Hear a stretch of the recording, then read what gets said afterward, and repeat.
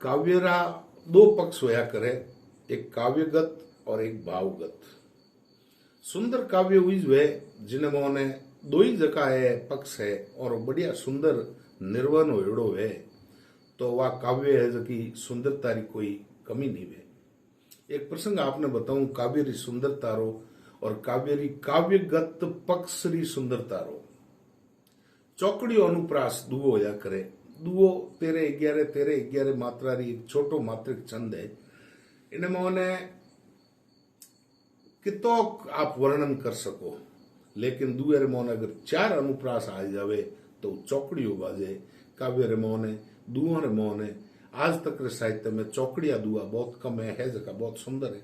उन्हों एक उदाहरण बताऊं कि गणेशपुरी जी, स्वामी गणेशपुरी जी, हमारा 2 शिष्य हा, 2 ही कवि हा टणका। एक तो जन कवि उमरदान जी लालस, दूसरा हा जुक्तिदान जी देथा बोरुंदा।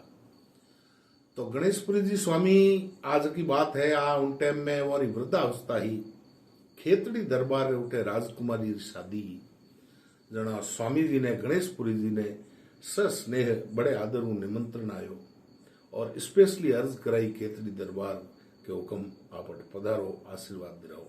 स्वामी जी अस्वस्थ था। उन समय मोने वो आप 2 ही जगह शिष्य हा, उन्हें कहो भाई थे जाओ, जावनो जरूरी है, मारी उठे है जो थे हाजरी दो। ए 2 ही हटू गया। उन समय रे मोने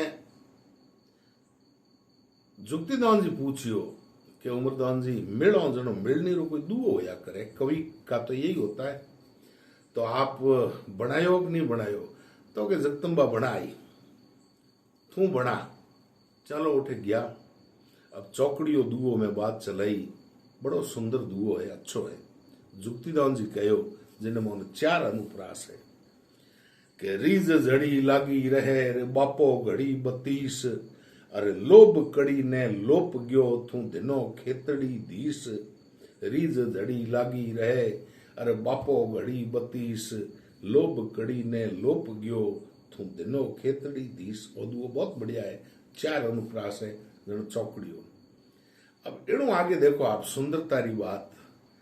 दूजड़ो दुओ उमरदान जी कहो, उमरदान जी लालस, इन्हें मोने 6 अनुप्रास।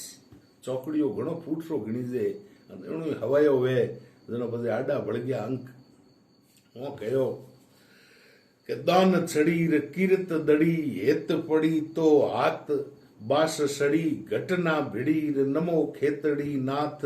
दान छड़ी कीरत दड़ी, अरे हेत पड़ी तो हाथ बास सड़ी, घटना भिड़ी नमो खेतड़ी नाथ। 3 न 3 6 अनुप्रास आया। तो ये होती है साहब काव्य की सुंदरता।